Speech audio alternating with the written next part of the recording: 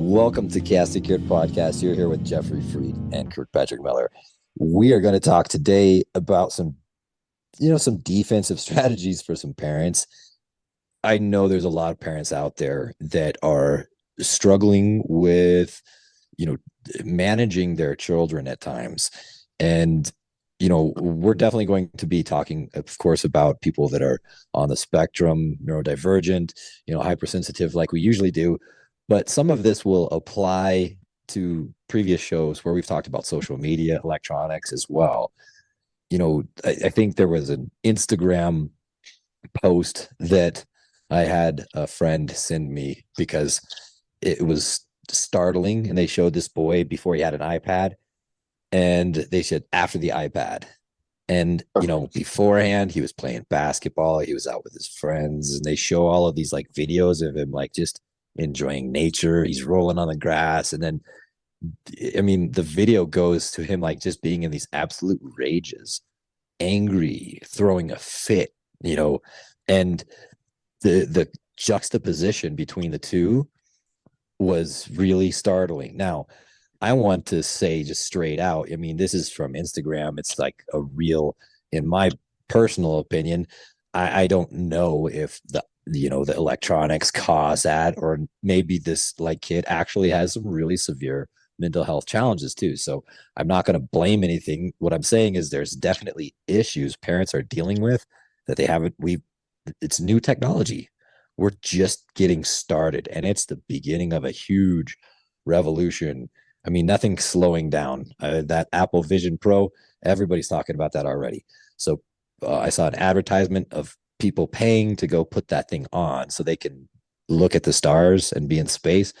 And that's weird. So we're going there fast. So that's kind of one of the things I just wanted to talk about. And, in my particular case, there were a lot of times when I lost my cool with my parents. And for me, one of the things that I was doing when I would fight with my family, I already knew I had done something wrong. And rather than, kind of suck it up and say, when I was wrong, I was not right, I would keep pushing, because if I could maybe make somebody else explode or have and they yell at me, well, now I have a reason to be angry at them. So it sounds a little twisted, but a lot of times what I really needed was for my parents to just literally just, you know what? You're having a meltdown. I'm just going to let you have your meltdown. Go ahead. Are you ready to talk yet? As long as they stayed calm, the only person I could blame for my actions was me. If I dragged somebody else into it and I made them say something bad enough, I could flip the whole argument. And of course, it would derail the whole family vacation. I mean, I can't think of a single vacation we went on where I did not ruin it for my mom and dad. And the thing is that I was suffering. I was in pain. I didn't know how to express the things I was going through. But, if you have one of those children who do not stop, I mean, they just keep pushing, keep yelling. You take things away. They don't seem to care. They just yell more. Yelling is not going to get results, but just letting them just burn out. It's kind of like an oil fire. You just want to exhaust the oxygen. Let them just kind of burn out naturally. Trying to like put it out sometimes makes it worse, you know? Of course. So, Jeffrey, you've worked with thousands and thousands of little ones throughout your career. Um, and as an educational consultant, you've seen every level of dysfunction. Can you kind of go into maybe some things that you've seen so some parents can maybe relate to a few different things that might, and then give some suggestions? Yeah, I can try. First of all, I believe that, social media and just technology indulgence, just getting on technology and spending hours there is definitely awful. We do not have to argue that. Every study that's been financed by the U.S. government and mental health institutions says that online stuff is extremely damaging to people and does create a dystopian, pretty basically a dystopian generation.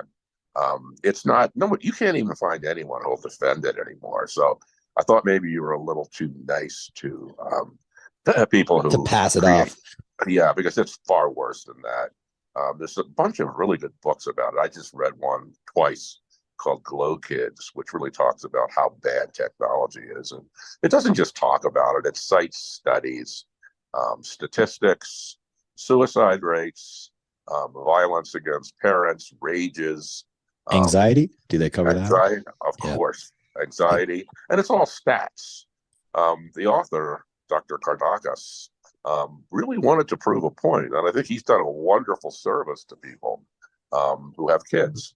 Because I'll tell you right now what I think. I think that if I were having a child now, I would do everything in my power as long as I could to keep them from social media and the internet. I know there's some good points. I know the internet has a lot of great potential, but that's not what's happening. Um, and it's not so much the media as it is the psychology of the people indulging. People are angry, repressed, depressed, anxious. It's pretty hard to dispute that that stuff's increasing geometrically. Just look Yes, around you. Um, absolutely. Mental health workers I mean, I work in the field of autism. And when I try to get somebody who I know is a really good person, a really good doctor, a specialist in it, and I get a person that I know desperately needs their services, it's a 2-year waiting list. Yep. There aren't enough people who are good at this or even bad at it, just at it. And there are way too many people that are hurting. So I'm not going to spend time trying to convince people that social media and the internet has a lot of bad potential. It's certified. We had a It's meeting there. this week where we had the tech people, including my old friend Steve Zuckerberg, getting grilled, and even they couldn't defend it. No. So it's a moot point. It's Well, terrible.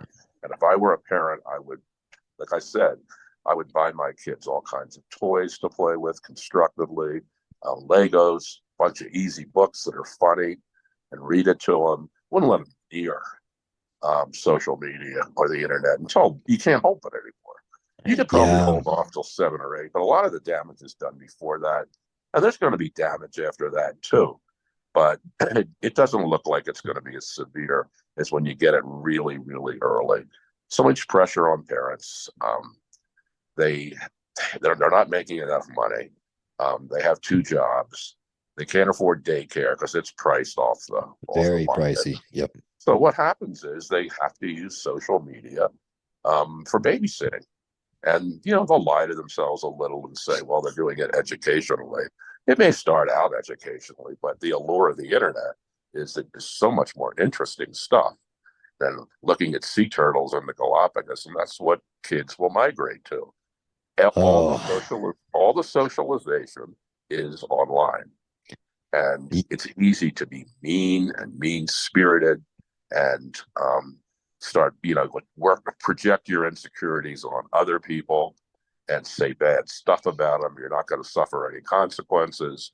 So the mean girl bully type thing has never been stronger. I see incident after incident of people urging somebody on the internet to kill themselves, and then a oh bunch of yeah, other the people. self-harm stuff. Yeah. Yeah, and then there's the dark web, which we won't even go into. But there's so much. The society appears on the surface to be quite decadent and heading in totally the wrong direction. And yeah, there's a good side to it. There's a good side to everything. Even Hitler liked dogs and was a vegetarian, but he was a monster, and that's what I think the internet is. Social media, it's a monster. It You could know, have been used for people to communicate in other parts of the world and get to know each other and to become friends and maybe plan on visiting each other, and it could have been great. But knowing human beings as I do, of course, it went the other way. So if you're a parent, best thing I can tell you is I've told you twice already. Do everything you can to not have your child be babysat, sat by the internet. Get rid of those horrible devices. Don't let them have a phone until absolutely you can't do it anymore. So what in Yep. essence I'm saying is cut your losses. Um, you're going to lose eventually anyway, but cut it and give them a fighting chance, because those first 6 or 7 years are so key.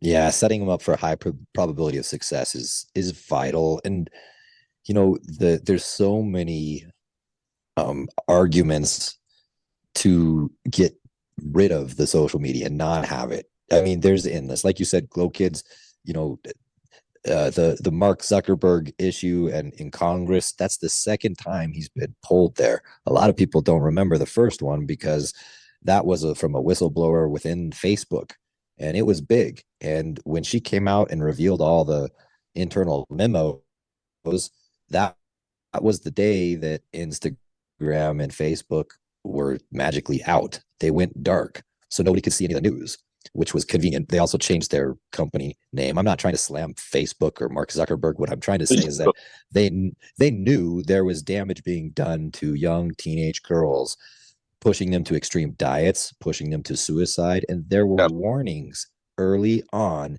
that Money. were ignored, yes, because of profit. So the algorithms with social media, and this is one of the things where I'm very, very torn, because there are certain things and certain trends that I see starting, and I feel that if people miss out on those trends, they're going to be honestly just left in the dust, like artificial intelligence, learning how to use ChatGPT. It's only text, but you can use that to learn endlessly. So, I mean, out of all the apps I want my nieces to use on their phone, it's that one. It does not get used very often, because what's way more interesting? Some video of a cat or somebody falling and hitting their head. I don't like all the violent videos and stuff like that. There's so many out there where it's a lack of what you've mentioned before, a lack of empathy. And I don't find videos where somebody gets hurt funny. It really bothers me. And Well, especially get with with the times, OCD. sir. Get with the Well, times. exactly.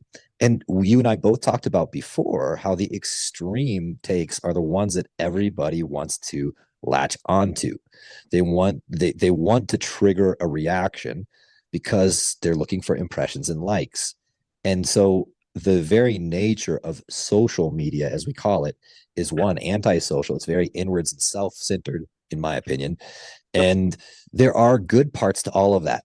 So yes, I'm not going to sit there and say there's nothing good that can come of it. I do feel like out of all of the things that parents should shut off, TikTok, Twitter, Instagram, Facebook, Good luck. all of those social medias, at least with Apple, the parent can take control and turn off those apps and Uh, turn on Duolingo. Let them learn some Spanish if they want to hop on there. It's Perhaps it's that so never no. ever. There'll be some Well, people, a few people that do it, but you're fighting human nature. And Well, that's the thing, is especially like we talked about this, the Vision Pro, the fact you can immerse yourself now with this massive screen, and the comments that I have read are a little disturbing. Like people put it on and they suddenly feel like that's very comfortable. They take it off and the environment, just the world feels a little bit off. Like they want to zoom in. They're not wearing the things, so they miss wearing it. it's we're reaching a level where, and you and I've mentioned this before, but we're seeing addictive type reactions, I got a comment. I've got withdrawal. let Jump me in. talk about that. Um, that was where I was going to go next, but you mentioned it perfectly. Um, in that book, Glow Kids, and in a couple of others whose names I won't remember, that are very, very, very realistic and talk about the the dopamine surge which occurs whenever a person gets a text or an important, what they consider to be an important email. Um, what happens is dopamine is released into the system, and okay, that's fine. It's a little dopamine never hurt anybody. It probably helped a lot of people, but it's not a little; it's a lot. And there's all kinds of research that are cited in those books that say that the dopamine pinge, um, whatever word you want to call it, is so powerful that it is right up there with taking drugs and sex. It's even more addicting than sex. So what happens is the person becomes an addict. There are places all over the country where you can send your addicted kid if you have a lot of money, and they will be programmed off of the internet, off their devices. Yeah, it has potential. I mean, social media and the internet, and obviously, the new stuff have a lot of potential, but people are generally miserable. There's so much inequity. There's so much wealth inequity. There's so much sadness and poverty and sickness and anger. that people Yeah, are unhappy. And when you're unhappy, you want to spread your unhappiness. And best way to do that, or at least communicate with other people that make you feel that at least you're not the only one. And then what ends up happening is you become addicted the same way you would be addicted to some drug. Well, getting kids off of that is extraordinarily painful. Many times, I mean, there's incidents in this book where kids have killed their parents because their parents took away their phone. I've heard of that. Yeah, Yeah, I mean, it was definitely very rare 20, 30 years ago. And I guess it's not rare now. The only argument that could be said is something that I read in another book today. And it said that the kinds of changes that we're seeing now, the kinds of, like technological advancements are way ahead of the way human beings, they take much more time to adapt to stuff, I would agree. synthesize stuff. So what's happening is we're not ready for this, and we'll never slow it down because there's profit, and profit is the almighty God to most people nowadays. Well, and we both know. I mean, if you have to have two congressional meetings with, social media kingpins just for child safety, that's not a good statement on really what about the safety for adults? I mean, the thing is this, we're talking about the parents. The parents are honestly suffering quite a bit too. And this is another thing is if you expect your child to not be on their phone or their devices and you're spending all day long on yours, it is not a good look. Kids will copy what they see. And the thing is, I do see, and I'm totally guilty of it myself. I will be sitting there and, I have to reply to a client that texts me, and then I get another text. And of course, the moment I pick up that phone, it's like tempting. Oh, well, what about, financial news? Oh, what are they saying on, my whatever social media account you use? I love Twitter or X because it's words. For me, I love writing. So when I'm on there, it's kind of participating in a passion. I get to write, I get to use my mind, and the goal is to try to, learn something and have some fun. I mean, you deal with a whole bunch of drama. So my first, suggestion is don't go on there if you want to have peace in your life, because there's going to be somebody that comes and attacks you. And then if it offends you, it bothers you. Then that makes you want to respond, which is exactly the intent of the entire system. I mean, all of the algorithms do that. So the parents too are on their devices. They're just as stuck. They're having a hard time getting off. The kids see that, they copy it. And even in relationships, you're in a relationship and you're watching a movie together and one person is on the phone.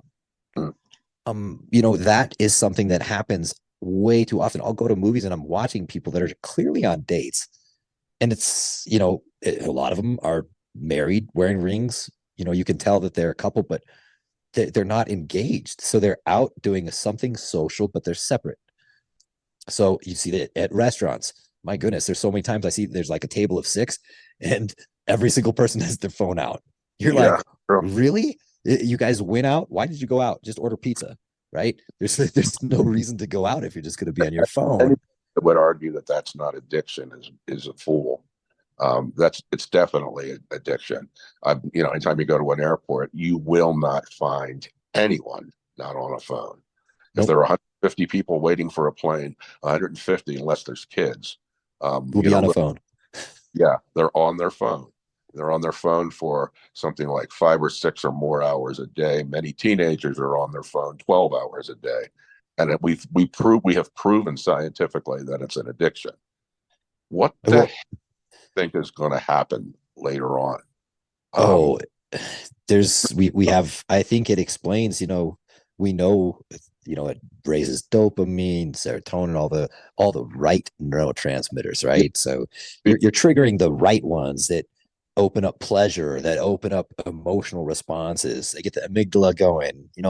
Let's they target it. I know games do this too. They have studies specifically to see, okay, how can we make this game more intense, more stressful?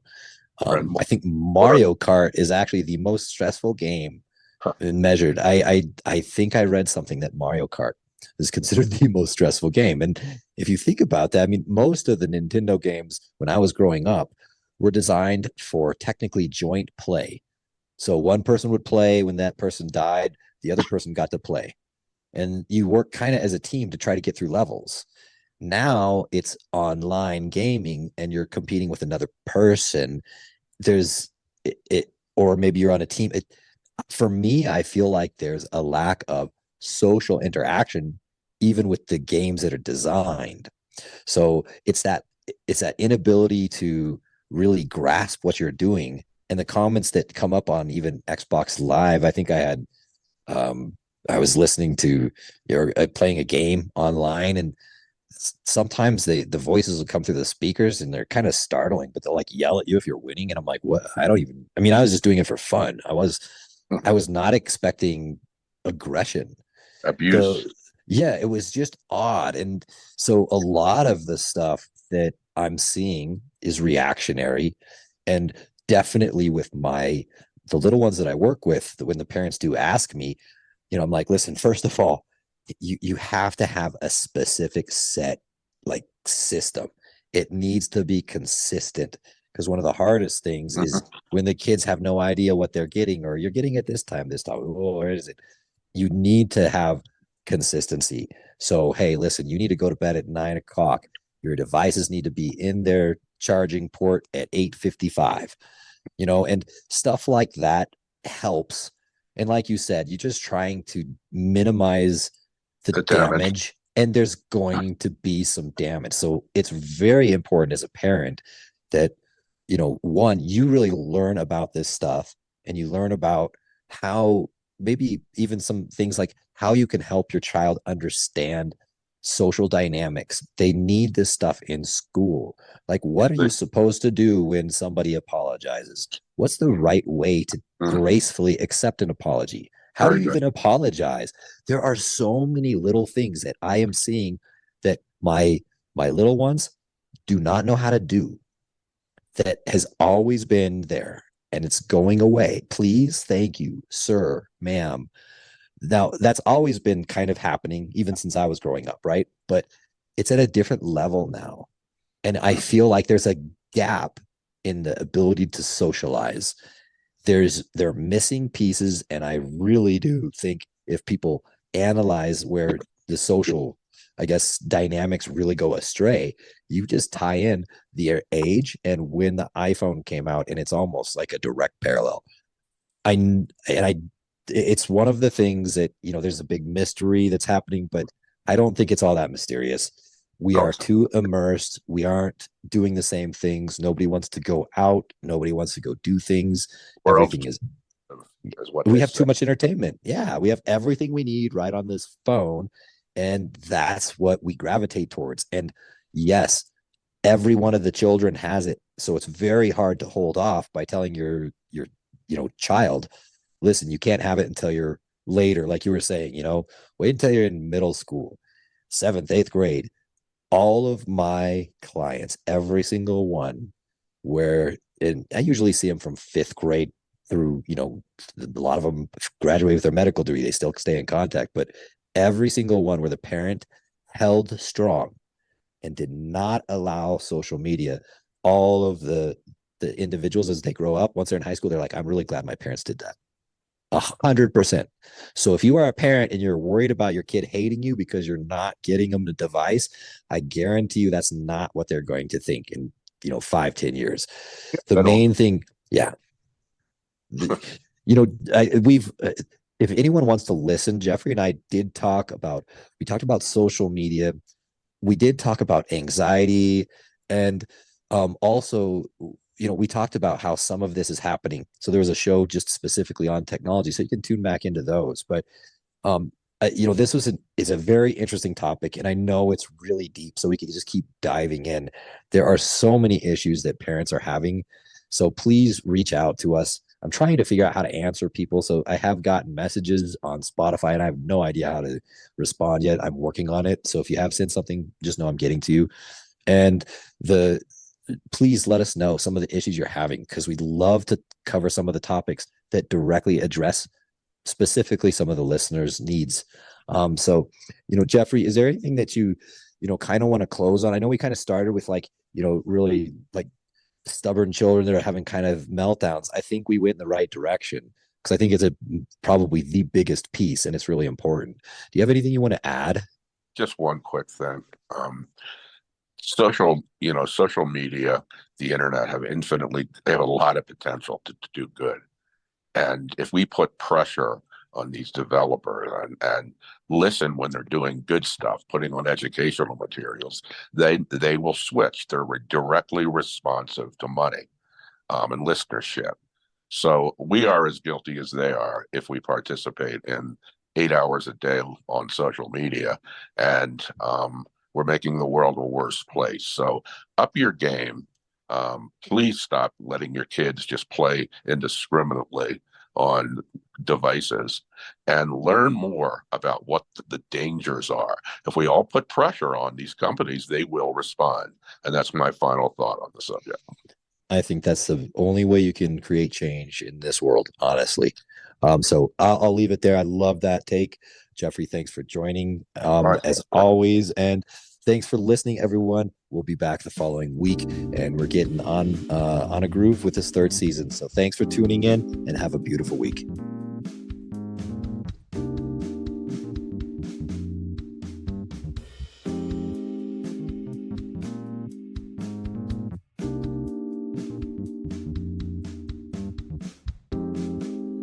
Thank you so much for listening to Chaos2Cured podcast. If you enjoyed the show, please share it with everyone you know, and definitely like, follow, and subscribe. Certainly leave a comment if you'd like. Let us know what you'd like us to talk about the next time. Also, in our show notes, there should be direct links where you can follow us on our social media, as well as reach out to us directly. Thanks again, and have a great day.